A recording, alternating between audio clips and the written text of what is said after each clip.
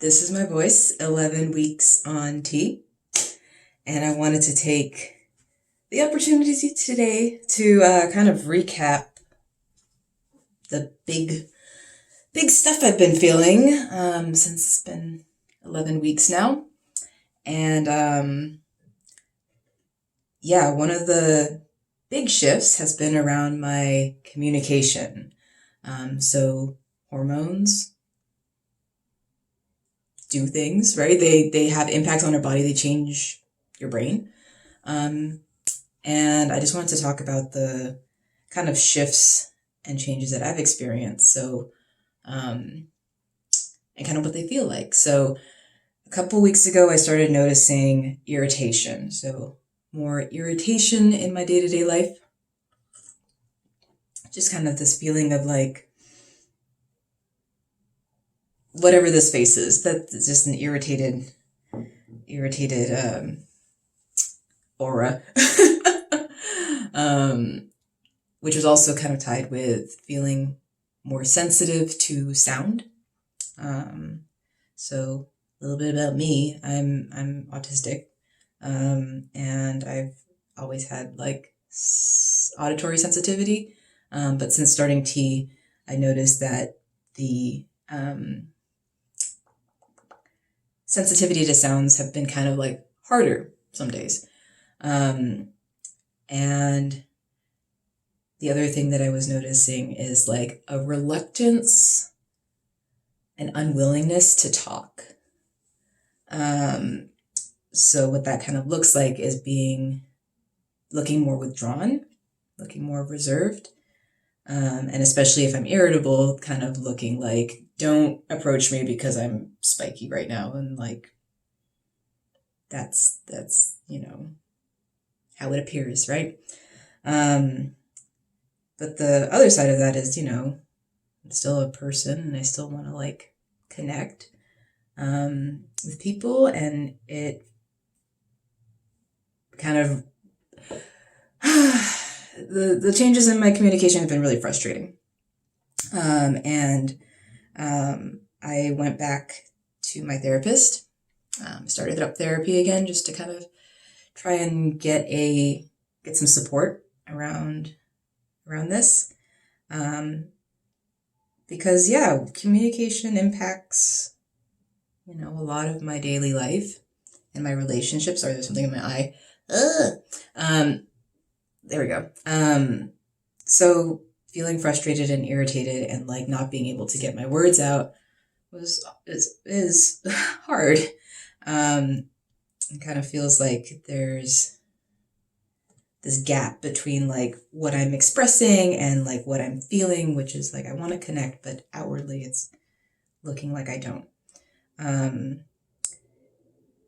And one of the things that I kind of realized about when my partner brought up like, hey, you look like you want me to leave you alone. Like you look like you need to be in your own space. You look like irritable and maybe a little bit angry, and I'm going to keep my distance.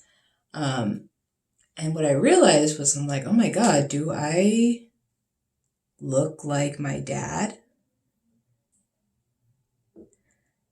And it freaked me out because my dad is abusive and a narcissist. And I spent a lot of my childhood trying to be seen and just, if you have any experience with growing up with a narcissistic parent, you'll know that there's very little space for you to be actually witnessed because what's more important is them and their own sense of their reflection, and not necessarily you, right? So I had this thought of like, oh my God, is tea turning me into my dad? And that was really hard and like upsetting. And I feel like it's something that a lot of people with who grew up in abusive households might resonate with. It's like kind of like, I don't want to turn into that abusive caregiver. I don't want to turn into that abusive person in my life. And then when we notice these kind of similarities that, as my partner pointed out, like me being reserved isn't inherently a bad thing, right? Me having, being on the quieter side, being an introvert and somebody who maybe just doesn't want to talk doesn't mean that I'm abusive. My actions are what dictate that. Like my actions, what I do, am I causing harm? Those are the things that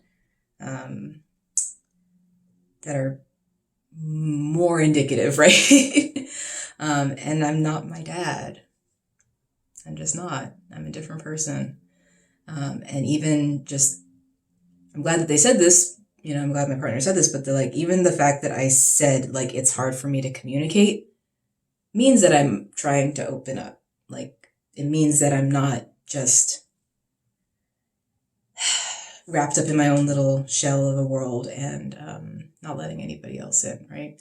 So even just mentioning, it's hard to talk right now and I'm frustrated, but I'm doing my best to work on it and doing my best to not take out my irritation on the people around me, not lashing out when I'm feeling these kind of spikes in my mood, because again, it's the second puberty, right? I'm 35 years old and I'm on puberty again. It's real weird. And I have more, resources and support as an adult person to, basically help modulate my mood and do the things that I need to feel my best, but also, stay in right relationship with the people around me.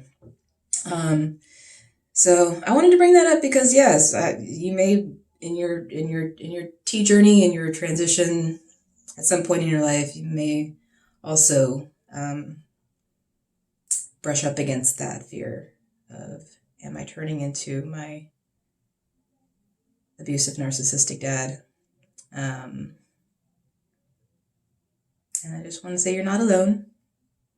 And just reminding ourselves that we are different people, I think is important. And also just putting action towards the work of and what makes me different is the way that I move and choose to move. So, 11 weeks on tea. The other huge benefit of being on tea is overall it has boosted my mental health hugely.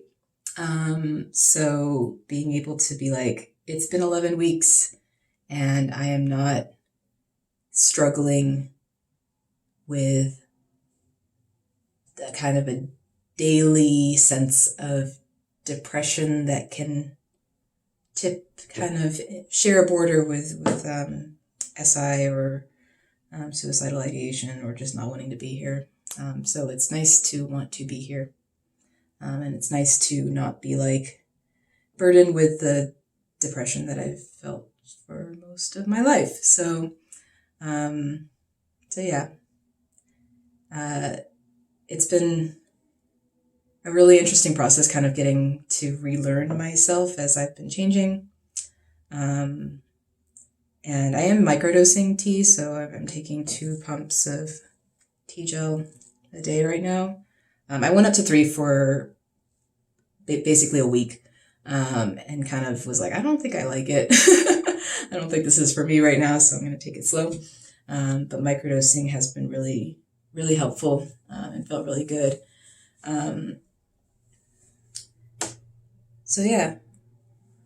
11 weeks on tea, just sharing it with y'all. And I don't know, I hope this video helps you or maybe someone you know. If it does, subscribe, all the things, please, because it does help me out, getting this visible and being able to help this humble little trans YouTube channel. So I hope you have a great day, and I'll catch you next week. Bye.